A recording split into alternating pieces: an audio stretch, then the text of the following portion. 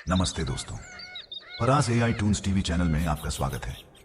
यह कहानी है विजयपुर गांव की, भूषण और जगत सेठ और लालची मुखिया की कहानी। चलो शुरुआत करते हैं एक मजेदार।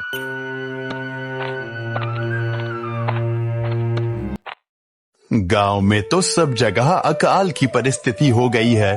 लगता नहीं कि अब इस गांव में ज्यादा दिन रुकना उचित होगा। काम के लिए बाहर गांव तो जाना ही पड़ेगा। भूषण काम की तलाश में दूसरे गांव की ओर निकल पड़ता है। वह एक अमीर किसान जगत सेठ के पास आ पहुंचता है। सेठ जी, मैं भूषण दूसरे गांव से आया हूँ। हमारे गांव में अकाल की परिस्थिति हो गई है। लोगों के खेत सूखे पड़े हैं। गांव में बूंद बूंद पानी के लिए लोग तरस रहे हैं। अगर मुझे आपके पास कुछ काम मिल जाएगा तो बहुत कृपा होगी बड़े भाई। अरे रे, लगता है तुम्हारी हालत बहुत खस्ता हो गई है। ठीक है, वैसे मेरे पास एक काम तो है, पर लगता नहीं कि तुम वो कर पाओगे। सेठ जी, आप चिंता ना करें, मुझे आप कोई भी काम दे सकते हैं। मैं वो काम पूरी मेहनत और ईमानदारी से करूंगा। अच्छा ठीक है भूषण, तो कान खोल कर सुन लो। मेरे पास 50 गायें और 50 भैंसे हैं। तुम्हें हर रोज इन जानवरों का गोबर निकालना होगा और रोज सुबह शाम उन्हें चारा पानी देना होगा। महीने के आखिर में तुम्हें इस काम के लिए 200 रुपए मिलेंगे। और हाँ, 2 वक्त का खाना भी हमारी तरफ से मुफ्त दिया जाएगा। बोलो, क्या तुम ये काम कर पाओगे? अरे बाप रे, 50 गाय और भैंसों को संभालना आसान काम नहीं है। पर अब मैं कुछ कर भी तो नहीं सकता, और ऊपर से सेठ जी 2 वक्त का खाना भी दे रहे हैं। ठीक है सेठ जी, मैं ये काम कर लूंगा, पर एक विनती है। हाँ बोलो भूषण, क्या बात है? सेठ जी, अगर आपको समस्या ना हो तो क्या मैं आपके गायों के साथ गौशाला में रह सकता हूँ?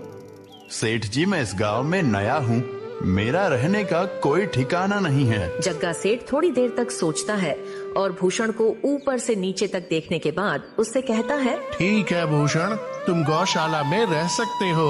जी धन्यवाद सेठ जी। तब से भूषण गौशाला में रहकर अपना काम करने लगता है। वह रोज जल्दी उठकर गाय और भैंसों का गोबर निकालता, उन्हें चारा डालता और समय पर पानी भी पिलाता था। हर रोज भूषण अपना काम ईमानदारी और पूरी मेहनत से करता था। जगत सेठ को भी भूषण का काम बहुत पसंद आने लगा, क्योंकि वह अपना काम सफाई से करता था।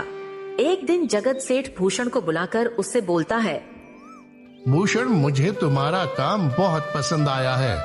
तुम गाय और भैंसों का अच्छा ख्याल रख रहे हो, इसलिए दूध की गुणवत्ता भी बढ़ गई है और गायें पहले से ज्यादा दूध भी दे रही हैं। इसलिए मैं आज से तुम्हारी तनख्वाह बढ़ाकर पूरे 400 रुपए कर रहा हूँ। आपका बहुत बहुत धन्यवाद सेठ जी। कुछ दिन ऐसे ही बीतने लगते हैं। भूषण जगत सेठ के पास बहुत मेहनत और ईमानदारी से काम करता है। धीरे धीरे भूषण के पास अच्छा खासा रुपया जमा हो जाता है, जिससे वह अपने लिए छोटा सा रहने लायक एक कुटिया बनवा लेता है। उस गौशाला में सोकर तो नाक से गोबर की गंध अभी भी नहीं जा रही। अब आखिरकार मुझे अपने घर में चैन से सोने को तो मिलेगा। तब से भूषण जगत सेठ के पास गौशाला में काम करने आता और 2 वक्त का खाना खाकर अपने घर सोने के लिए चला जाता था। कई साल ऐसे ही बीत जाते हैं। भूषण की मेहनत के कारण उसके पास अच्छा खासा रुपया जमा हो जाता है। एक दिन भूषण जगत सेठ से बोलता है, सेठ जी, आजकल गांव में चोरी की समस्या बहुत बढ़ गई है और मेरे पास कुछ रुपए भी जमा हैं जो मैंने अपने घर में रखे हुए हैं, पर मुझे उन पैसों की चोरी की चिंता हो रही है।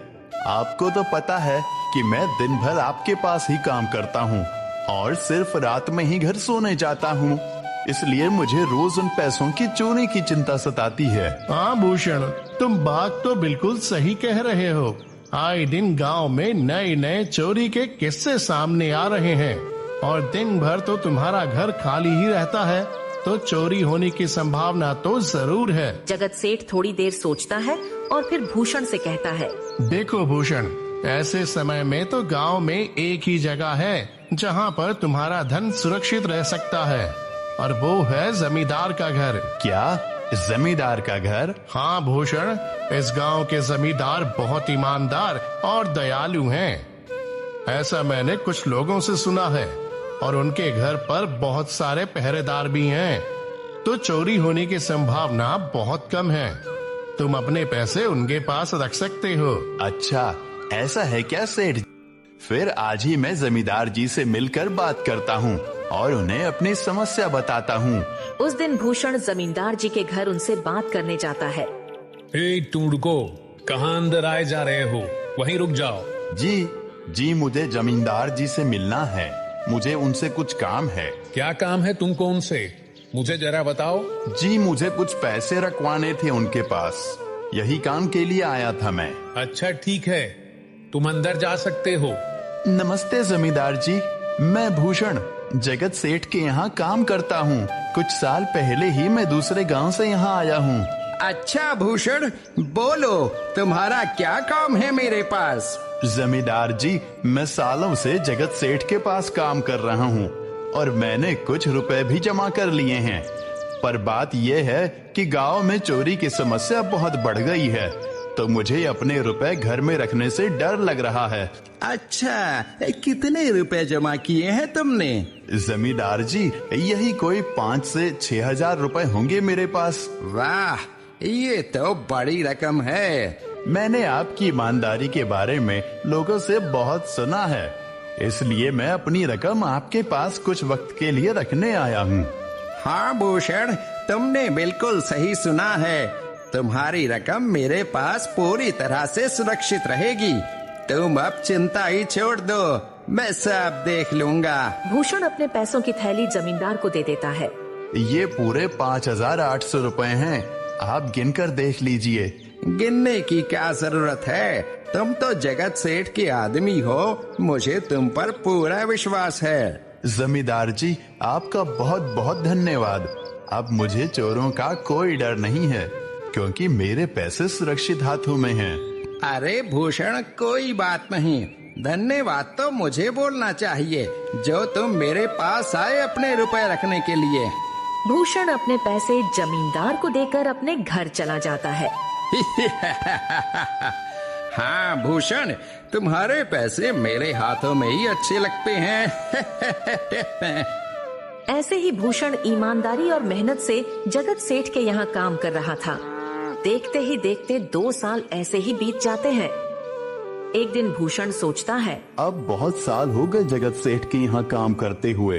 वैसे सेठ जी तो बहुत अच्छे इंसान हैं, पर सोच रहा हूँ कि खुद की जमीन लेकर उस पर मेहनत करूँ, तभी मैं बड़ा आदमी बन सकता हूँ। अब जो मेरे पास थोड़े कुछ पैसे हैं और जो जमींदार के पास कुछ पैसे संभालने के लिए दिए हैं, वो जमा करके थोड़ी जमीन खरीद लूंगा। आज ही जमींदार से मिलने जाता हूँ और अपने रुपए मांगता हूँ। ये सोचकर भूषण जमींदार जी के घर चला जाता है। जमींदार जी, मैं अपने रुपए वापस लेने आया हूँ। आपके पास मैंने 5,800 रुपए दिए थे संभालने के लिए। अरे भाई साहब, मैंने पहचाना नहीं आपको, वैसे कौन हो आप? अरे जमींदार जी, मैं भूषण हूँ। पिछले साल मैंने आपको पैसे संभालने के लिए दिए थे, याद आया कुछ? अरे भाई साहब, मेरे पास कितने सारे लोग आते जाते हैं पैसे रखने के लिए, और सभी के साथ मेरा अच्छा व्यवहार होता है। वैसे आपके पास कोई कागजात हैं क्या? क्योंकि मैं हर व्यक्ति से कागज पर ही व्यवहार करता हूँ। किसने कितने पैसे दिए, किसके कितने पैसे रखे हैं, सबका व्यवहार रहता है मेरे पास। जमींदार जी, ये आप क्या बात कर रहे हैं? आपकी ईमानदारी देखकर ही मैंने आपको पैसे दिए थे संभालने के लिए, और आप अब ऐसी बातें कर रहे हैं। कृपया करके मेरे पैसे मुझे वापस कीजिए। हाँ भूषण, मैं ईमानदारी से ही काम करता हूँ, इसलिए तो तुमसे मैं डॉक्यूमेंट्स मांग रहा हूँ। क्या तुम्हें पता नहीं, जब तुम किसी से पैसों का व्यवहार करते हो तो तुम्हें स्टाम्प पेपर पर लिख कर देना पड़ता है। तुम किसी से भी पूछ सकते हो। नहीं जमींदार जी, मैं आपके पैर पड़ता हूँ, कृपया करके मेरे रुपए मुझे दे दीजिए। बड़ी मेहनत से मैंने वो पैसे जमा किए थे, मुझ पर ऐसा अन्याय ना करें। अरे क्या ये झूठ मूठ का रोना धोना लगाया है? लगता है तुम ढोंगी हो और मेरी ईमानदारी और भोलेपन का फायदा उठाकर मुझसे ये रुपए लेने आए हो। रुक, तुझे अभी सबक सिखाता हूँ। जमींदार अपने आदमियों को बुलाकर भूषण की पिटाई करने को कहता है। इसे तब तक मारो जब तक ये बेहोश ना हो जाए। इस 2 कौड़ी के आदमी ने मेरी ईमानदारी पर सवाल उठाया है, इसे छोड़ना मत। जमींदार के आदमी भूषण को डंडे से खूब मारते हैं। फिर भूषण दुखी होकर अपने घर चला जाता है। भूषण के शरीर पर घाव के निशान स्पष्ट दिखाई दे रहे थे। 2 दिन से भूषण घाव के दर्द के कारण जगत सेठ के घर काम के लिए नहीं जा पाता है। इसलिए अगले दिन जगत सेठ भूषण के पास आ जाते हैं। वह देखते हैं कि भूषण खाट पर सो रहा है और वह बड़ा ही चिंता में नजर आ रहा है। भूषण भाई, तुम 2 दिन काम पर नहीं आए, क्या हुआ भाई? तबीयत ठीक है ना तुम्हारी? कुछ समस्या है क्या? अरे सेठ जी, आप खुद यहाँ आए हो। आप खबर भिजवाते तो मैं खुद चला आता। अरे भूषण, कोई बात नहीं, तुम्हें देखकर लगता है तुम बीमार हो। क्या हुआ है तुम्हें? जगत सेठ, क्या बताऊं, जिस जमींदार के पास पिछले साल मैंने अपने पैसे संभालने को दिए थे, वो आज मुझे पैसे वापस नहीं करना चाहता। वो बहुत लालची इंसान है, वो लोगों को ठग रहा है। और जब मैंने बाद में गिड़गिड़ाना शुरू किया तो उसने डंडे से मार मार कर मेरी पिटाई करवा दी और मुझे वहां से धक्के मार कर निकाल दिया। अरे बाप रे, ये तो बड़ा ही गंभीर विषय है। मैंने तो जमींदार के बारे में अच्छा ही सुना था, पर मुझे भी नहीं पता था कि वो इंसान इतना गिरा हुआ है। तभी मैं सोचूं, हर साल उसकी संपत्ति इतनी ज्यादा कैसे बढ़ रही है।